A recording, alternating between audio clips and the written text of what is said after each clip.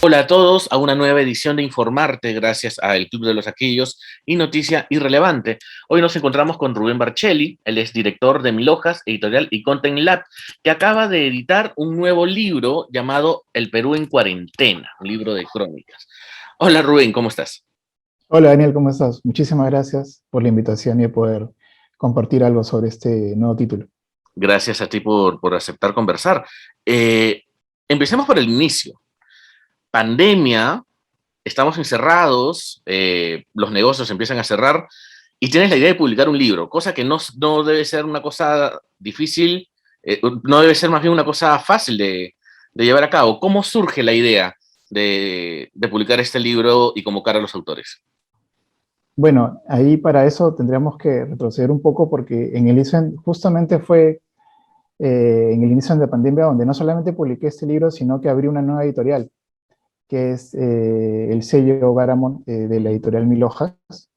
Y bueno, y durante esta etapa de confinamiento en el que todos estuvimos inmersos, yo siempre me traté de mantenerme en contacto con ciertos amigos, autores, cronistas como tú, gente vinculada con el medio y con los que ya había yo trabajado antes, hecho proyectos anteriores, y siempre conversábamos acerca de lo que ocurría, ¿no? De lo que estaba pasando, ¿no? Yo como editor, como periodista también, digamos que para mí el confinamiento no es algo tan nuevo, ¿no? Yo suelo trabajar siempre en casa, creo que como muchos editores, digamos, trabajar en casa no es algo nuevo, ¿no? Sin embargo, el hecho de no salir, de estar siempre cuidándonos del exterior, ¿no? Y guareciéndonos en nuestros búnkers personales, generó un sentimiento compartido, ¿no? En sociedad, pero de forma aislada. Entonces, yo noté justamente en las conversaciones que tenía con estas personas de que ellos tenían también algo que contar sobre cómo cada uno había afrontado esta cuarentena, ¿no? Y yo creo que iba más allá de un simple post en Facebook o en alguna otra red social. Era algo mucho más profundo, era un relato sobre estos meses bastante duros y en los que creo que, digamos, el empaque del libro, digamos, el envase de una publicación no periódica era muy propicio, ¿no? Creo que el poder reunir todos estos relatos en un libro, creo que conformaron una buena forma, no solamente de nosotros volcar estas experiencias que vivimos de forma aislada, sino también de dejar una huella para el archivo, ¿no? Digamos, tú sabes que publicar un libro siempre es desconfiar de la memoria, ¿no? A Ujú. veces la memoria es frágil y nos deja y es muy frágil para olvidar ciertas cosas. Y yo creo que el libro, este libro, permite que no nos olvidemos de este episodio que aún no termina, ¿no? Sí, todavía, es más, una de las cosas que pueden ser muy interesantes de este libro es que toma la fotografía de, de hace unos meses, ¿no? Porque ahora, si bien todavía estamos en pandemia, las condiciones en las que vivimos no son las mismas. Entonces, no es un libro que abarca la pandemia, no es un libro que seguramente acá algunos años dirá, acá se encuentran todos los momentos de la pandemia, sino más bien es un extracto, ¿no? Un instante. Sí, exactamente. Es una fotografía de ciertos meses, digamos, de esta cuarentena. Yo creo que, digamos, hasta ahorita, hasta que no, digamos, se presente lo de la tercera ola, digamos, o de la variante Delta, digamos que estamos ante digamos que la primera etapa, tal vez una etapa bastante dura, en la que tuvimos que nosotros que afrontar que el mundo que nosotros conocíamos hasta inicios del 2020, pues a pesar de que digamos, la pandemia sea superada, esperamos que pronto, no va a ser el mismo. No vamos a regresar a ese mundo de inicio del 2020, sino va a ser uno diferente. Ujú. ¿Qué tan diferente? No lo sabemos, pero este libro, como bien dices, le toma esa foto, ¿no?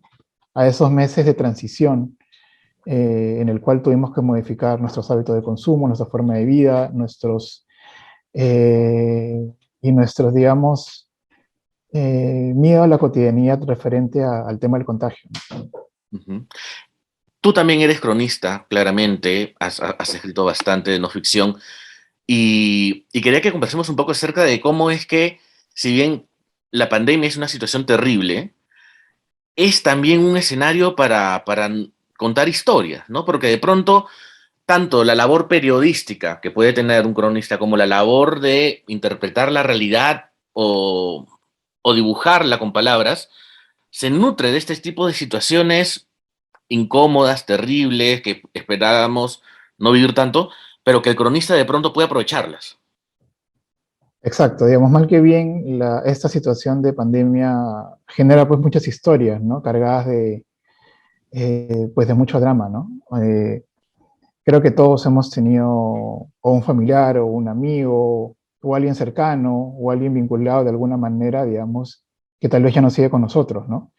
Que tal vez perdió la vida o que continúa, digamos, o que sigue viviendo, pero tiene ya las secuelas dejadas por el COVID, ¿no? Entonces, digamos, este tipo de episodios tan traumáticos y que nos permite sacar, digamos, la resiliencia que tenemos nosotros adentro, genera, digamos, historias que están ahí. Digamos, a diferencia de una realidad cotidiana, digamos, normal, entre comillas, esta situación atípica justamente hace que afloren muchas historias debido a que digamos, el suelo que nosotros estamos pisando se ha remecido. Es como que si viviéramos en un terremoto constante, ¿no? Silencioso pero constante, ¿no? Ujú. El libro convoca autores de primerísimo nivel que nos cuentan además historias muy diferentes, ¿no? Muy distintas. Y quiero preguntarte, ¿cuáles te sorprendieron? ¿Cuáles te llamaron la atención? O tal vez momentos, fragmentos, escenas de lo que has leído, tú como editor, recuerdas más? Bueno, definitivamente uno de los primeros autores que convoqué para el libro es Eloy Jauregui, que no solamente es uno de mis grandes maestros y amigos, con el cual, digamos, no solamente me ha enseñado en la universidad, sino que luego trabajamos juntos. Yo trabajé bajo su mando en un par de publicaciones y él vivió muy de cerca el tema de la pandemia, tanto así que él sufrió de COVID y Claro. hasta hoy tiene unas secuelas bastante graves. Entonces, yo siempre hablaba con él y él me contaba acerca de eso y me contó de que está elaborando un libro bastante extenso sobre esa época. Entonces le solicité que me envíe pues un extracto, que es el que se ha publicado de ese libro, como a modo de adelanto. Y yo creo que esa es una de las crónicas principales que conforman el libro. Hay otra también, que es la de Luis Miranda. Luis Miranda es un reconocido cronista de muchos años, que Es ahora otro es maestro, claro.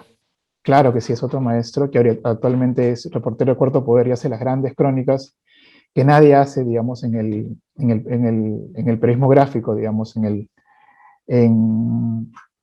digamos, en esos reportajes a los cuales estamos acostumbrados a inicio del 2000 y ahora casi no hay esos reportajes más cargados de narrativa, ¿no? Ujú.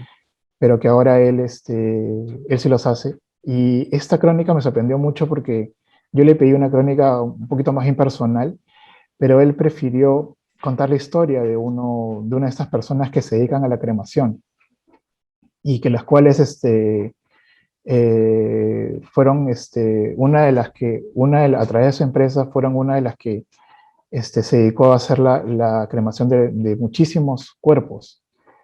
Entonces, es un relato bastante duro, pero que nos confronta con lo que el ser humano debe afrontar en estos momentos, ¿no?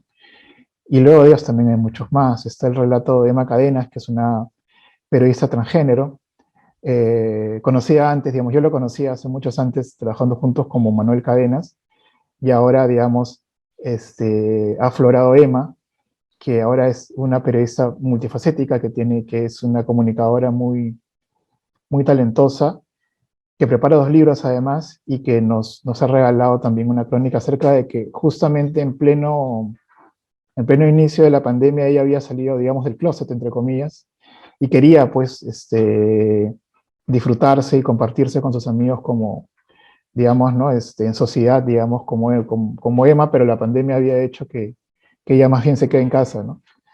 Así que ese también es algo para rescatar, pero hay muchos más, ¿no? Está eh, el relato de Francisco Flores, periodista también de Panamericana Televisión, que ha hecho digamos, desde el lado periodístico, ¿no? De cómo es que los periodistas han afrontado la pandemia, digamos, los periodistas del día a día, ¿no? En este tiempo de crisis.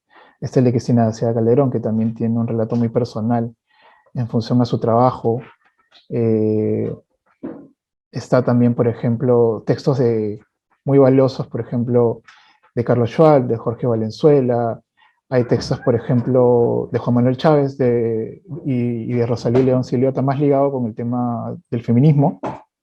Tanto Rosalía y Juan Manuel viven en Barcelona, así que también hay una visión ahí de la pandemia desde fuera del Perú. Pero sobre todo, justo me acabo de acordar que me gustaría mucho destacar el texto de Alexis Castro, que es un periodista de la industria, del diario La Industria de Trujillo, que él nos da una visión desde fuera de Lima, ¿no? Claro. Es una visión bastante desgarradora porque, digamos, nosotros que estamos acá, digamos, lo hemos vivido de una manera, pero fuera de Lima creo que se ha sufrido de forma diferente. Y yo creo que ese es uno de los textos que yo recomiendo leer en esta reunión de relatos. Fantástico. ¿Dónde, cuál es el lugar de la crónica, Rubén? Porque ahora lo podemos ver en libros. Antes, hace 10 años tal vez, lo podíamos ver en revistas y se consumía más revistas. Hace 15 años seguramente habían más páginas en los diarios para las crónicas. Ahora prácticamente no existen.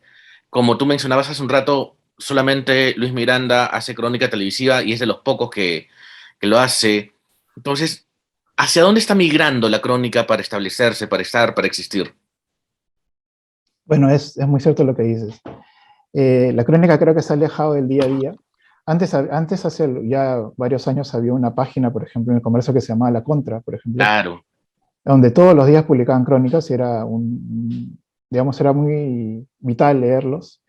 Después está Etiqueta Negra, la revista recordada, no creo que en la que tú también participaste. Ujú.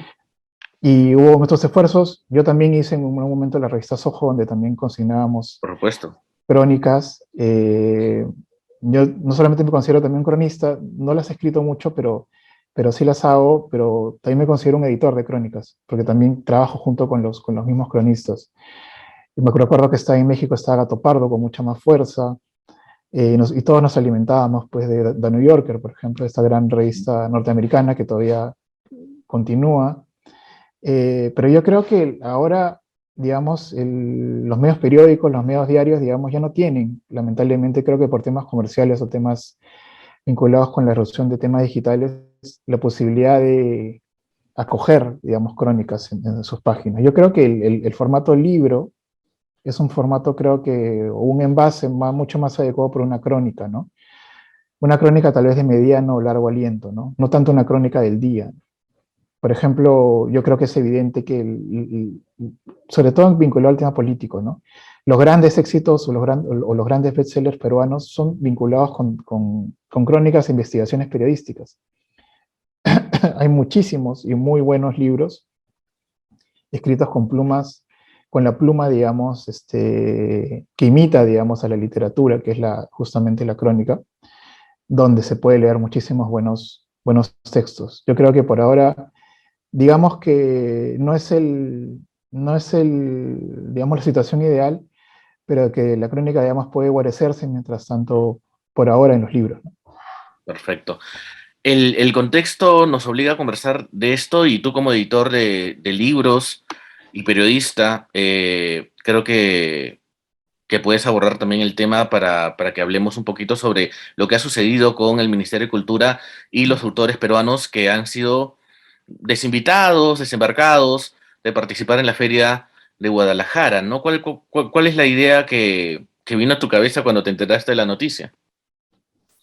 Sí, me enteré ayer, he estado tratando de informarme lo más que he podido del tema, porque me interesa, yo digamos, como editor, he ido 2 veces a la Feria de Guadalajara como parte de la comitiva de empresarios peruanos editoriales que conforma, digamos, PromPerú. En mi caso, por ejemplo, a nosotros no nos pagan las invitaciones, ni los viajes, ni los viáticos, nosotros tenemos que asumir todo, y básicamente lo que hace PromPerú es nos da un subsidio para nosotros formar parte del gran pabellón que ellos alquilan allá. Sin embargo, durante las oportunidades que he ido, siempre he notado un gran compañerismo en los equipos, ¿no? Tanto en los empresarios, como los organizadores y como los autores. Creo que cuando vamos, todos nos comprometemos a apoyar y a promover el mercado editorial peruano y la literatura peruana y sobre todo la marca Perú. Ujú. Entonces, allá se desarrollan actividades, conversatorios, digamos, tratamos digamos, de difundir el país.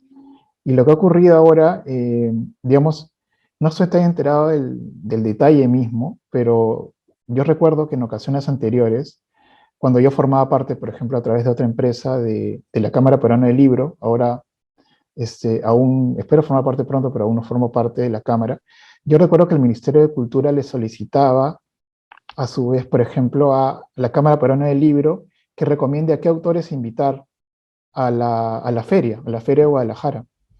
Y a su vez, la CPL, la Cámara Peruana del Libro, le pedía a las editoriales asociadas que propongan a qué autores se invitaban, ¿no? No sé si en este caso ha ocurrido lo mismo, pero más allá de eso, lo que ha ocurrido creo que es una falta de consideración tremenda con los autores que han sido invitados inicialmente y entiendo que a través de una ceremonia pública y luego desinvitados, ¿no? Es básicamente uno cuando es invitado a uno de esos eventos, pues básicamente bloquea esas fechas. Yo entiendo que la feria se Claro. realiza creo que entre finales de noviembre e inicios de diciembre y tú básicamente bloqueas esas fechas, dejas de aceptar trabajos por estar presente ahí. Aparte, viajas allá y también organizas a veces algunas actividades que tienes que realizar allá, pues justamente para aprovechar el viaje, ¿no? Pero al generarse esto me parece que es más allá de una descortesía, me parece que es incluso un maltrato a los autores que no han sido, digamos, a los cuales no se les ha reiterado la invitación en esta segunda convocatoria. Y Sin la embargo, lógica, sí, sí. perdón que te interrumpa, pero y la lógica de, bueno, tú puedes pagar tu pasaje, este, ¿qué, ¿dónde encaja dentro de una política de un país que quiere exportar su cultura, que quiere exportar sus autores? ¿Cómo lo ves? Lo que pasa es que eso es, digamos, creo que al decir descortesía me estoy quedando en un eufemismo, ¿no? Creo que Una digamos, no tiene, patanería. exactamente, o sea, no tiene razón de ser. Lo que ocurre ahí es de que cuando tú realizas una invitación, y sobre todo una feria como esa, que es enorme, que te ve, digamos, para que más o menos las personas que no conocen mucho, la Feria de Guadalajara es la feria más grande en habla hispana, es más grande incluso que las ferias españolas, es más grande que el Iber de Madrid, es más grande que, que la FIL de Bogotá, más grande que la de Argentina. Solamente creo que la más grande que la Feria de Guadalajara es la Feria de Frankfurt, en Alemania, pero luego de esa viene la de Guadalajara y es enorme. Y lo que tú tienes que hacer ahí es llevar a los mejores, básicamente a los más destacados, a los que más demuestren calidad literaria, tengan unidades vendidas y demás, ¿no? Pero yo creo que además lo que ha pasado ahí es que, para empezar, se ha producido esto en un cambio de gobierno, lo cual hace que, digamos, al final creo que lo que se produjo fue al final del cambio de mando, se oficializó esta lista, la primera, y luego, digamos, se cambió, digamos, en esta nueva administración, pero sobre todo no se tomó en cuenta, digamos, criterios básicos. Entonces, estamos hablando de que si quieren diversidad, digamos, ¿no? Estamos hablando de que, por ejemplo, Irma del Águila publicó una novela estupenda acerca de la Amazonía peruana, que posee intersexualidad incluso con la Casa Verde de Vargas Llosa. Por ejemplo, no sé cuántos ganadores del premio Copé estén invitados, por ejemplo. Entonces, ¿cuáles son los criterios sobre los cuales se ha elaborado esa lista? Ujú. Inicialmente incluso, ¿no? Antes de esta nueva administración. Entonces, yo creo que si nos ponemos a investigar, yo creo que desde el saque hay un tema también de falta de criterio, ¿no? Completamente de acuerdo, Rubén. Bien, para finalizar, danos las coordenadas del libro, dónde la gente lo puede conseguir, dónde lo puede encontrar.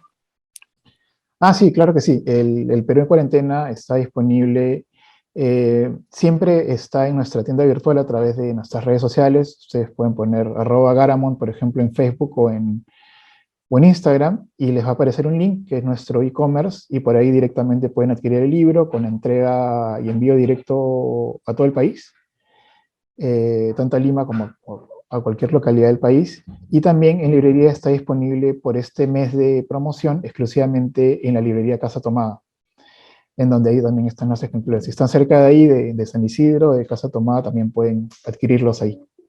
Genial, perfecto, Rubén. Muchísimas gracias por haber estado con nosotros. Muchísimas gracias, Daniela, y te mando un gran abrazo. Igualmente. Hasta luego.